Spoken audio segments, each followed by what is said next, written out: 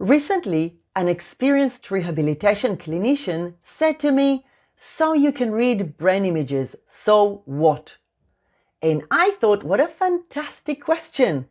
Let me address it. In fact, let me address it with example. I'll show you on a case study the difference between clinicians that look at brain images and clinicians that don't look at brain images. This is a case I was asked to consult on. And this was a really interesting case because the treating team read the radiology report, and the radiology report said it's a large MCA stroke. They assumed that because it was a large MCA, that's not a very good prognosis and that there will be limited recovery that this person is going to have. I, on the other hand, looked at the brain images. I spoke with the family, I looked at the brain images, and I saw that because of the exact location of the MCA lesion, some functions, some abilities, some brain areas are preserved, and therefore the person will be able to recover certain functions.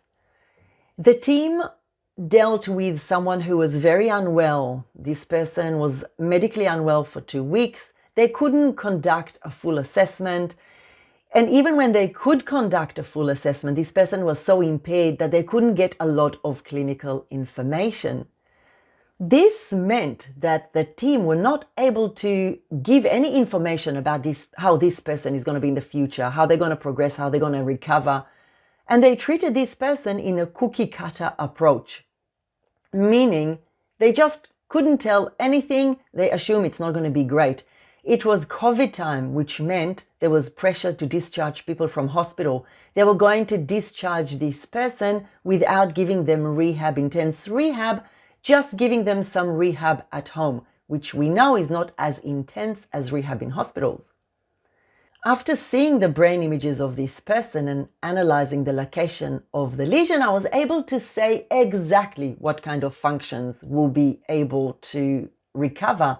I was able to tell them this person will walk, will do some stairs, maybe hand function is not going to be great, but they're going to be able to be socially active, to continue their learning and be involved with their family.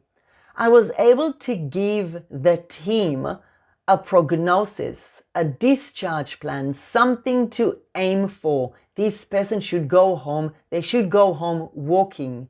I was able to give this information to the family as well.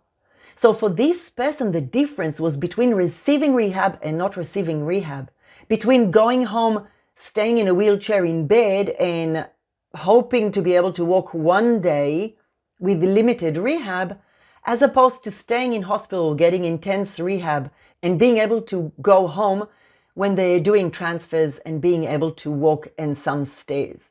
So this is the difference between looking at brain images and not looking at brain images.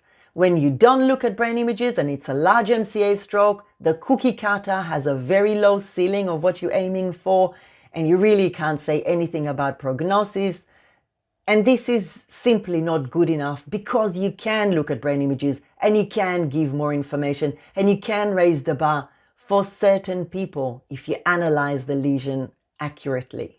So yes, I can look at brain scans, and because of that, I can give people prognosis quite early. I can set smarter treatment goals. I can give the patients, the clients, the families hope at a time of despair. And that is phenomenally important to me as a clinician and to the patients, clients, and their families. So I hope you understand the difference now. But even if you haven't, there's more information coming about that in the future. So keep your ear out and your eye out for more information, and please share this video with anyone who you think might benefit from it. I'll see you next time.